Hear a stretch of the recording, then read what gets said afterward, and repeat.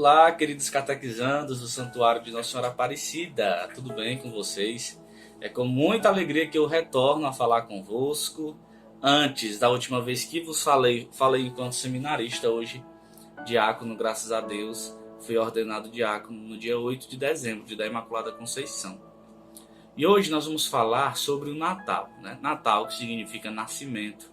E de forma muito especial a gente vai falar sobre o nascimento de Jesus.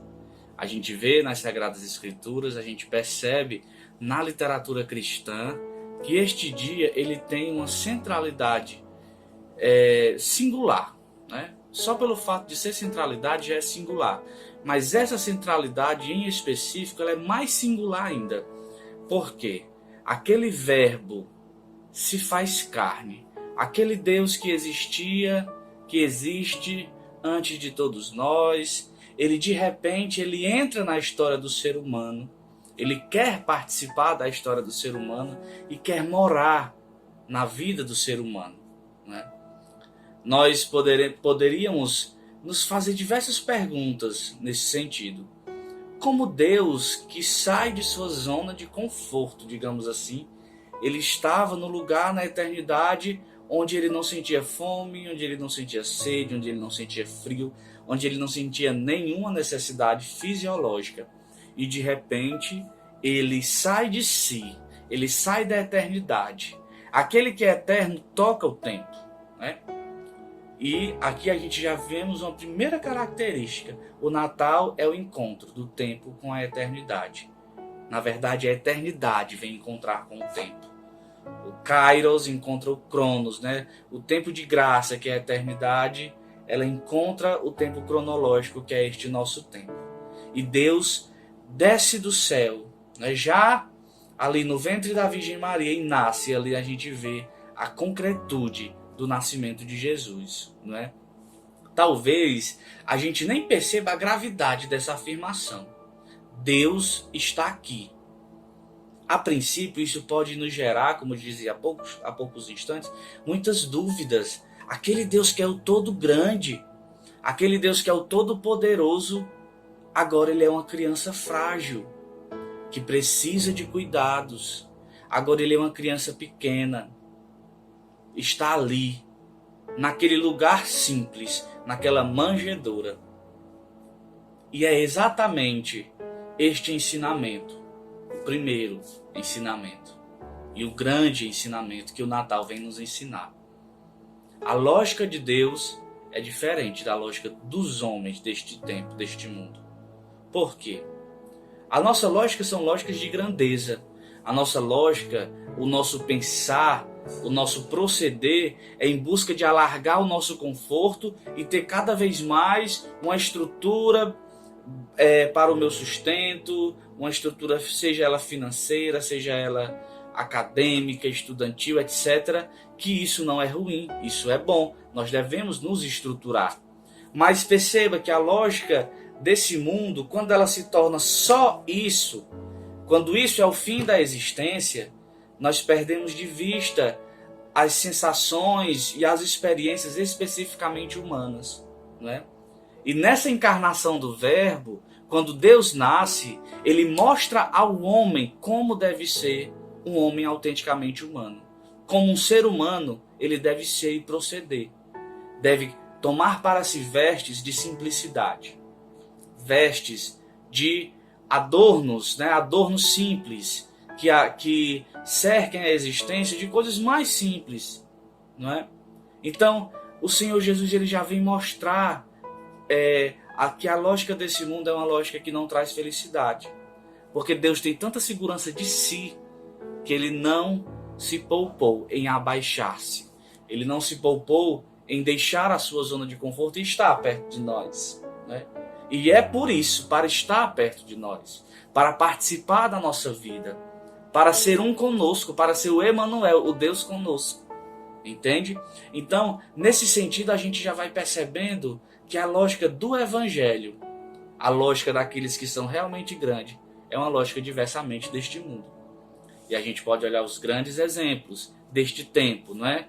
Estavam ali os pastores que foram comunicados daquele evento, daquele nascimento, e foram olhar, foram ver o sinal. Estavam ali contemplando, não levaram presentes nenhum. Tinha ali os animaizinhos ao redor, que ali era a morada deles, daqueles animais. De repente vieram os sábios do Oriente, que a gente conhece como os reis magos, né? Os reis magos, que eles, quando se prostram e trazem presentes, significa que todos os reis do mundo se dobram diante daquele rei que é frágil, né? E eles trazem ali o ouro, o incenso, a mirra, que são sinais de serviço, a realeza, a divindade, Jesus que prova da humanidade. Ali são símbolos, são sinais de serviço, né? E neste tempo, Jesus ele começa a entrar na história, mostrando que a lógica do Evangelho, a lógica que ele sonha para nós, é uma lógica diferente da lógica dos homens deste mundo. E nós não devemos nunca nos esquecer disso, e nem cansar de repetir isso, porque por mais que saibamos, ainda assim a gente se insere nessa onda, né? E Jesus ele mostra aquilo pelo qual ele veio. Ele veio para aquecer os nossos corações. E se tivéssemos nós um coração tão disponível como a manjedoura, né? Um coração, continuando o ambiente, né? Falando um pouco sobre o ambiente, aquilo que estava ali. Quisera, né? Se tivéssemos um coração tão disponível como o da manjedoura. A manjedoura ela não tinha luxos, ela não tinha pompas, mas ela tinha o que Jesus deseja para nascer no coração de cada um de nós, que é espaço. Ela tinha ali o espaço disponível. Procuraram em todas as hospedarias, não tinha espaço para que Jesus nascesse. Jesus foi nascer lá, no estábulo. E a manjedoura, simples como era, mas ela tinha o espaço para acolher Jesus. E nós precisamos também deixar com que o nosso coração esteja disponível, tenha espaço para que Jesus nasça. É até um pouco comum a gente escutar falar desse tempo de Natal, que precisamos tirar do coração angústias, mágoas, né? E de fato isso deve ser uma característica forte desse tempo, mas não ficar só na característica. Nós devemos encarnar essa realidade na nossa existência e vivê-la. Porque quando o nosso coração está acumulado com aquelas mágoas, com aquelas invejas, com aquelas angústias, com muito remorso, veja que ali vai ficando sem espaço para Jesus nascer na nossa vida. Vai ficando um pouco sufocado e é como que aquelas hospedarias de antigamente estavam todas lotadas, com outras coisas que não eram, com outras pessoas que não eram a Sagrada Família. E então, Jesus hoje, ele continua a bater na porta da nossa vida porque ele deseja nascer. Mas ele quer nascer agora com um nascimento diferente. Ele quer que a gente nasça, ou na verdade renasça, junto com ele. A cada Natal que nós celebramos, nós precisamos renascer uma ou mais dimensões da nossa existência.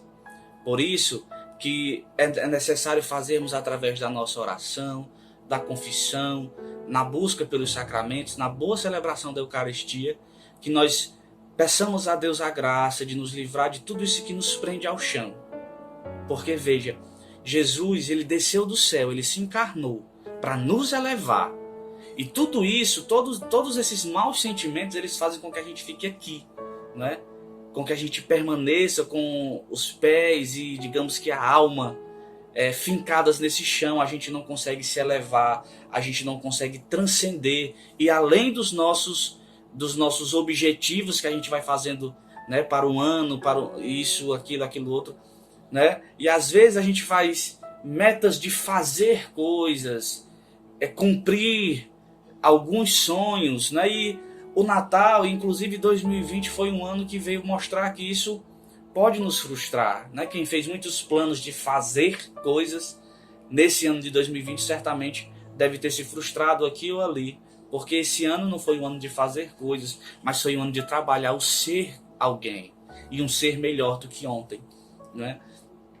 E dentro dessa dinâmica, Jesus quer nascer, que deseja que nós nos elevemos junto com Ele. Ele veio para nós, Ele se encarna, Ele se torna gente, carne da nossa carne, e Ele faz nele mesmo, em sua pessoa, como que uma escada. Ele faz isso para nos elevar, para nos conduzir ao Senhor, para nos fazer pessoas elevadas, com a alma elevada, com o pensamento elevado. E tudo isso que foge dessa vontade, esses maus sentimentos, eles nos fixam nesse chão, né? Nesse tempo em que a eternidade toca na gente, em que Jesus, que é o caminho, ele também agora se faz o companheiro dessa caminhada. Ele é o único caminho, a verdade e a vida, mas ele se faz agora o companheiro dessa caminhada, que é caminhar por ele mesmo, caminhar nele mesmo. Ele não se torna somente o caminho, mas o grande companheiro da caminhada, né? A vida que devemos imitar, que é autenticamente vida vivida, né?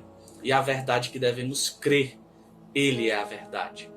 Então, meus queridos, neste tempo, nós podemos fazer esse exercício de traçar novas metas, mas metas de ser, de buscar sentido nas nossas existências, né?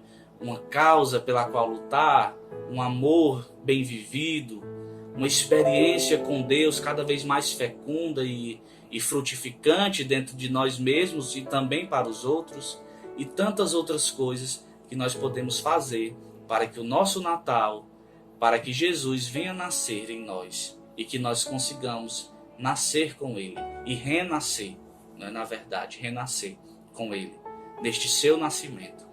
Nós vivemos o aniversário de Cristo, nós o parabenizamos e tenho certeza de que para Ele o maior presente é que nós o imitemos, pois Ele veio trazer para nós, como todo ser humano deve ser.